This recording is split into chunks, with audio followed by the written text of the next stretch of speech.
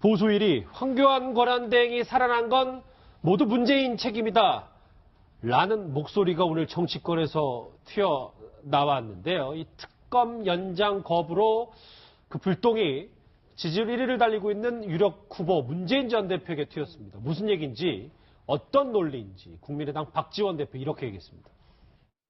우리 당은 선 총리 후 탄핵을 제안했고 주장했습니다. 문재인 대표와 민주당은 혁명적 청소 운운하면서 거절했습니다. 만약 우리 당의 제안대로 선 총리 후 탄핵이었다고 하면은 이러한 사태가 발생할 수 있을까 하는 문제에 대해서 문재인 전 대표는 책임을 져야 한다 하는 것을 촉구합니다. 네, 실제로 저런 이야기가 나오는 이유가 네네. 저도 기억나요. 지난해 박 대통령이 직접 국회 추천 총리를 이제 제안을 했었는데 네. 야당이 싫다 이렇게 거부를 했었잖아요. 네, 그렇습니다. 문재인 전 대표한테 이제 책임을 져야 된다. 근데 사실 문재인 전 대표가 책임을 어떻게 질 수가 있겠습니까? 지금 그러니까 정치적인 어떤 서로 공방인데 문제는 사실 지난번에 기억하실지 모르지만 10월 달부터 이 문제가 이제 터졌을 때 야당이 사실 질이 멸렬했거든요. 총리 문제만 그렇습니까? 예를 들어서 박 대통령이 그러니까 이 자진 사퇴를 할 테니까 국회에서 논의를 해달라는 문제, 이런 어떤 고비마다 야당은 그때 사실 다른 목소리를 내기도 하고 하면서 다시 이제 그 이 대오를 이제 정비를 해가면서 전부 다 사실 안 들어줬죠. 그리고 탄핵 국면으로 사실은 몰아간 게 야당입니다. 그러니까 물론 당시 이제 원내대표죠. 박 전 대표의 표현에 의하면 총리 문제는 문재인 전 대표의 문제다 또는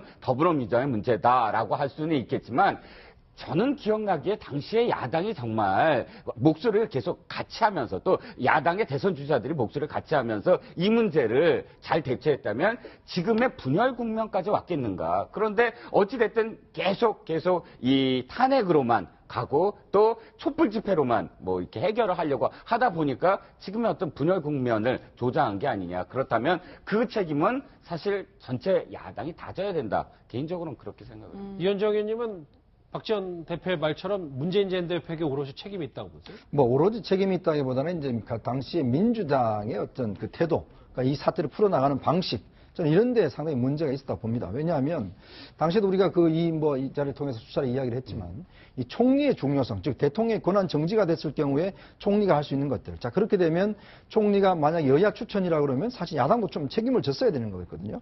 근데 이게 지금 당리당략을 떠나서 나라의 입장에서 본다면 보십시오. 지금까지 대통령 탄핵된 이후에 국회에서 법안 통과 뭐 제대로 된 게 있습니까? 하나도 없죠. 자, 여러 가지 지금 국회 내에서 지금 뭔가 완전 식물 정권 상태 아니겠습니까? 그러니까 여러 가지 안보나 경제나 여러 가지 문제들 하나도 지금 된 게 없잖아요. 근데 문제는 야당 입장에서 보자면 정권 정치라는 그 목적에서 보자면 상황이 상당히 유리한 국면이 있죠. 왜냐하면 일단 모든 책임을 다 여당으로 떠넘길 수 있으니까. 근데 좀 야당 입장에서 볼 때도 국민이라는 입장에서 본점에서 본다면 당시에 총리를 갖다가 여야 추천 총리로 해서 그래도 총리 중심으로 뭔가 좀 만들어 갔어야 되는 건 아닌가. 즉 개혁 입법이라든지 여러 가지 조치에 대해서. 만약 지금 이 특검 같은 경우도 사실 이번 특검법에 여러 가지 허점이 많았습니다. 왜냐하면 예전 특검법 같은 경우는 그 대선 비자금 삼성 그 특검 같은 경우는 그때 연장 문제는 그냥 대통령한테 통보만 해주게 돼 있었어요. 예. 그러니까 대통령이 어떤 결정하는 게 아니라, 그러니까 이것도 법률로서 다 만들 수 있는 거거든요. 근데 문제는 이번에 법률로 만들 때 그렇게 만들었어요. 그렇게 해놔놓고 지금 와서 야당 입장에서는 아니 왜 연장 안 해주냐 이렇게 이야기를 하고 있다는 것이죠. 그러니까 이게 지금 앞뒤가 안 맞다는 거예요. 자기들이 만들어 놔놓고 이미 황교안 대행은 당연히 이걸 통과 안 시킬 것이 뻔한 상황인데 이제 와서 황 대행을 탄핵한다 하니까 너무 모순적인 태도 아니냐, 이제 그런 비판이 나오는 것이죠. 그래서 오늘 국민의당에서 이런 목소리까지 나왔어요. 같이 한번 화면 보시죠. 국민의당 의원이 아니고 바로 잡겠습니다. 국민의당 소속의 전 의원인 문병호 전 의원이 문재인 전 대표가 보수층 지지가 높은 황교안이 대선에 나서기를 원하고 있을 것. 저 얘기는 그러니까 대통령이랑 같이 한꺼번에 황교안 총리를 책임을 물었어야 되는데 그걸 일부러 문재인 전 대표가 놔두고 있다라는 주장을 하네요. 그러니까 이제 그 국민의당의 문병호 전 의원 그 전략 홍보본부장인가 그렇죠. 최고위원가 이게 하고 계신 걸로 알고 있는데 이제 그분이 이제 분석을 하는 겁니다. 근데 저 분석에 일면 이제 동기는 이제 선거라는 게 각이 서야 되지 않습니까? 각이. 예. 그러니까 이명박 대통령이 당선된 2007년도에 48% 얻었거든요. 그리고 이해창 전 총재가 15% 얻었어요. 그래서 보수 진영이 63%를 얻었거든요. 그리고 정동영 후보가 26%를 얻었어요. 근데 그게 왜 보수 진영이 63%를 아니라 압도적인 표를 얻었느냐. 예. 두 후보가 나왔는데도 각이 선 거죠. 각이 어떻게 섰냐면 노무현 정부에 대한 심판의 성격이 가는 거예요. 노무현 정부의 실정에 대해서 사교육이 강화되고 부동산이 올라가고 양극화가 심화되고 경제가 어려워지고 이런 것들에 대한 실정에 대한 심판이 딱 되니까 그래서 그 관점을 지금 보면 뭐냐면 어찌됐든 간에 황교안 총리가 나와야 박근혜 정부에 대한 심판의 성격을 갖지 않습니까? 이 선거가. 예. 그렇기 때문에 그렇게 되면 훨씬 더 선거가 쉬워진다. 그 후보의 어떤 그 검증 이런 걸 떠나서 선거 자체가 박근혜 정부의 국정농단에 대한 심판의 성격을 갖고 프레임을 짜기가 쉽죠. 그렇죠. 그 프레임을 딱 돼버리면은 보수층에서는 황교안 총리가 나와주는 게 아주 좋다는 거죠. 아, 보수층이요? 아, 이거 지금. 지금 저 문재인 전 대표 측. 이게 보수의 후보로 예. 보수의 후보로 황교안 총리가 나와주는 게 진보 입장에서는 아주 좋아한다. 아니, 그 프레임은 맞아요. 저도 전적으로 동감을 하는데, 근데 문병호 전 의원의 이 말씀은 사실 약간 좀 안 맞는 게 뭐냐면, 그 당시 선총리 후탄핵, 그 당시에는 사실 황교안 총리가 이렇게 보수의 어떤 상징으로 막 이렇게 지지율이 오르거나 이러지 전혀 않았던 시절이에요. 그러니까 그때 황교안 총리를 이제 보수 쪽에서 마치 자신의 어떤 상대 대항마로 하겠거니 하고 예상까지 하면서 그걸 놔뒀다고 한다면 너무 심한 그런 추측이 아니냐. 지금으로부터 2개월 전이 돼요. 그때는 황교안 총리가 뭐 전혀 어떤 그 정치에 대해서 전혀 생각이 안 들고 국민들도 전혀 고려하지 않았던 때였거든요. 그걸 다 알았으면 문재인 전 대표 예언가였겠죠. 그렇죠. 그래서 이제 황교안 총리의 어떤 탄핵과 관련 특검 연장에 관해서 특검 연장을 하셔야죠, 당연히. 그렇게 보는데 그게도 국민의 여론과 전혀 배치되는 건데 황교안 총리 탄핵의 부분에서 저는 이현정 의원과 똑같은 의견이 같습니다. 야당이 책임만큼 그리고 정말로 아주 극단적으로 얘기하면 한 치 앞을 내다보지 않아요. 예. 그저 앞에서 급급하고 지금 이 순간에도 보십시오. 탄핵을 12월 9일 날 233명이 탄핵을 했지 않습니까? 네. 그 숫자 가지면 지금 못할 게 뭐가 있습니까? 지금도 국회에 개혁 입법이 묶여 있고, 지금도 일자리 창출법이 묶여 있고, 하나도 일하지 않아요. 예. 그저 막 대선 탄핵하면서 촛불대고, 촛불이 좀 사그라들 것 같으면 전부 다시 나가자고 그러고, 그렇게까지밖에 안 왔기 때문에 그런 측면에서 저는 황교안 총리의 그 탄핵의 문제와 포함해서 어허. 지금부터라도 야당이 더더구나 제1야당은 예. 정말 잘해야 된다. 앞으로 그 국민을 위해서 좀 앞을 내다보는 정책에서 매진하는 그런 모습을 보여야 된다. 그 말씀을 좀 그 목청을 높여서 말씀드렸습니다. 예. 많이 높이셨어요. 황교안 권한대행이 오늘 특검에 관련해서 국무회의에서 이런 입장을 밝혔는데 고등학교 동창인 사람이 반박했습니다. 목소리 연이어서 들어보시죠.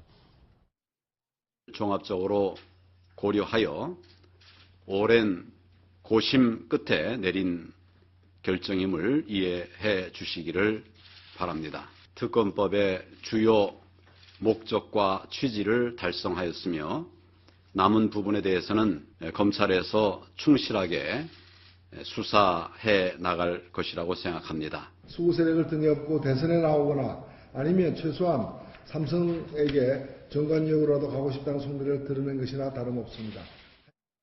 네, 노회찬 원내대표가 굉장히 네. 강하게 이야기를 한 것 같은데 어떻게 생각하시나요, 저 이야기? 그러니까 지금 황교안 권한대행이 진짜 순수하게 법조인의 관점에서 바라봤으면 특검 기간은 당연히 연장을 해줬어야죠. 그러니까 이거는 그러니까 황교안 권한대행이 지금 노회찬 원내대표가 지금 하는 것처럼 뭔가 다른 목적이 있는 게 아니야. 뭐 대선에 나가기 위해서 혹은 뭐 여기 삼성의 정관유 이거 좀 너무 많이 나가신 것 같긴 한데 그러니까 취지가 뭐냐면 이제 지금 일단 그런 얘기를 하셨잖아요. 특검법의 주요 목적과 취지가 달성이 됐다라고 하는데 특검법의 가장 주요한 취지가 뭔가요? 박근혜 대통령에 대한 수사입니다. 대면 조사도 안 했는데 지금 뭘 어떻게 목적을 다 달성했나요? 예. 그리고 두 번째로 이재용 부회장 같은 경우에 사실 구속 기간이 한 번 부족해서 한 번 연장을 했는데 구속기간 남아 있음에도 불구하고 연장을 안 해주니까 어쩔 수 없이 오늘 부랴부랴 오늘 한번 기소를 할 겁니다. 예. 그러니까 이재용 부회장에 대한 수사가 좀 미진할 수도 있어요. 이제 그런 것 감안해서 아까 지금 삼성 정관용이라는 표현을 쓰셨던 것 같고, 그 다음에 또 우병우 수석과 관련해서도 사실 불구속 기소를 하겠다라고 했다가 지금 또 그 뭔가 국정농단이 막 집중됐던 시기에 뭐 각종 그 사정기관의 장들하고 통화했던 수천 통 통화했던 내용이 나오니까 이거 수사 아직 안 끝났는데 그래서 이건 검찰에 넘기기로 했어요. 아직 수사 안 끝났죠 이것도. 예. 거기다 최순실의 재산 형성 과정 조사한다는데 결국 조사 다 못했습니다. 오죽하면 어제 최순실이 굉장히 자신만만하게 그동안에 묵비권 행사하다가 유일하게 특검에 나와서 목소리를 높였던 게 자신의 재산 관련된 문제였어요. 그러니까 이렇게 수사가 아직 마무리가 안 된 상황에서 지금 특검법의 주요 목적과 취지가 달성됐다라는 그런 말은 국민들한테 굉장히 공허하게 들립니다. 그러니까 아직도 70% 이상의 국민들이 특검이 기간이 연장된다고 주장을 하는 거고 그러니까 대선을 의식해서 한 그러다 보니까 결국 대선을 의식해서 어쩔 수 없이 이렇게 한 게 아닌가라고 추정을 할 수밖에 없는 상황이 아닌가 봅니다. 예. 야권은 황교안 권한대행에서 총공세를 폈습니다. 오늘 이재명 시장의 목소리 들어보시죠. 연장 승인을 거부할 것은 뭐 99.999% 이미 예상된 거에는 그걸 기대한다고 하는 것 자체가 저는 조금 이해하기가 어려웠습니다. 저번 박근혜 대통령 탄핵 당시에 황교안도 동시에 탄핵해야 된다고 말씀드렸었죠. 공동 책임자였고 거기다 좀 더 더한다면 향후에 대통령 권한 대행을 하면서 대통령을 편들어서 국민의 뜻에 반하는 여러 가지 행위를 할 것은 충분히 예상되는 것이기 때문에 한꺼번에 책임을 물었어야 된다. 자, 그러면 대통령은 지금 탄핵 심판이 최종 변론까지 끝났는데 계속 주변에서 저한테도 계속 진짜 권한대행을 탄핵할 수 있느냐 여부에 대해서 많이 물어보더라고요. 탄핵할 수 있죠. 그런데 정당한 사유가 있어야 되죠. 그러니까 탄핵이란 건 그렇지 않습니까? 지금 그러니까 중대한 탄핵을 할 만큼 중대한 사유가 있어야 됩니다. 그렇죠. 그렇기 때문에 지금 헌재에서 대통령 탄핵도 그거에 초점을 맞춰서 지금 이 8인이 오늘부터 평의에 들어가는 거 아니겠습니까? 그런데 지금 재량권이잖아요. 권한대행, 그러니까 대통령 권한대행, 국무총리이긴 하지만 대통령 권한대행으로서 이 특검을 연장하느냐, 연장하지 않느냐의 재량권을 갖고 탄핵을 당한 만큼의 중대한 사유가 있다라고 지금 주장을 하는 것인데 사실은 탄핵을 남발할수록 이 부메랑이 됩니다. 어떻게 부메랑이 되냐면 아니 대통령 탄핵도 사실은 엄중한 사유가 있어야 정말 되는 것인데 아니 이제는 권한대행까지 탄핵을 해버리면 탄핵이 인플레이션 그러니까 완전히 남발이 돼서 탄핵의 가치 중요성이 그만큼 격화된다 이렇게 지금 판단을 하고 있는 겁니다. 예, 저한테도 많이 물어보는 게 탄핵 그 검찰 특검 수사 기간을 연장해주지 않았다고 탄핵하는 사유가 되느냐 뭐 이런 질문들을 하더라고요. 사실 결론적으로 저도 아까 수사기간 연장해주지 않은 건 정말 극도로 이거는 잘못했다라고 판단을 하고 있지만 이건 탄핵사로 보기 힘듭니다. 이 정도만 가지고 힘들고요. 그리고 또 하나 문제가 뭐냐면 이게 총리로서 한 것인가 권한대행으로서 한 것인가. 총리로서 한 것이면 국회에서 과반수면은 탄핵 소추결이 됩니다. 예. 근데 권한대행에 대한 탄핵에 관련된 헌법 규정, 뭐 법률 규정이 없어요. 그럼 권한대행이면 대통령에 준해서 3분의 1을 해야 되는지 아니면 총리를 과반으로 해야 되는지 그것도 논란이 돼요. 왜냐하면 이게 총리로서 수사기간을 연장하지 않은 게 아니라 이건 원래 대통령 권한이잖아요. 그렇네요. 대통령 권한을 행사한 건데 그럼 이 권한 행사를 그 총리가 한 걸로 봐서 총리를 탄핵하는 정족수로 갈 것인지 대통령을 탄핵하는 정족수로 갈 것인지의 법률 논란도 있습니다. 그러니까 그런 논란에다가 정당성 여부까지 감안할 때 이거는 저는 그래요. 현실적으로 그리고 이게 뭐 자유한국당이 동의하지 않으면 진행될 가능성도 만무하고 그러니까 결국은 정치적 수사로 보이는데 물론 국민들이 많이 반대를 하니까 근데 저는 이 방향은 아까 이종근 의원님 말씀하셨던 것처럼 탄핵을 너무 남발하는 거는 바람직하지 않다. 거기다요. 또 다 해서 탄핵을 국회에서 다 어떤 행위에 다 처리했다고 해도 또 헌법재판소 가야 돼요. 그렇네요. 그러면은 만약에 탄핵 인용되면은 조기 대선 돼가지고 대통령 선거 뽑고 난 다음에 전 한교안 총리에 대해서 탄핵을 헌법재판소 또 해야 됩니까? 모든 심판은 다 헌법재판소 맡겨야 되는 거죠. 아, 공무원의 탄핵 우리 누가 싸워도 가고 뭐 다 이렇게 되는 거죠. 하지 마시죠 그냥.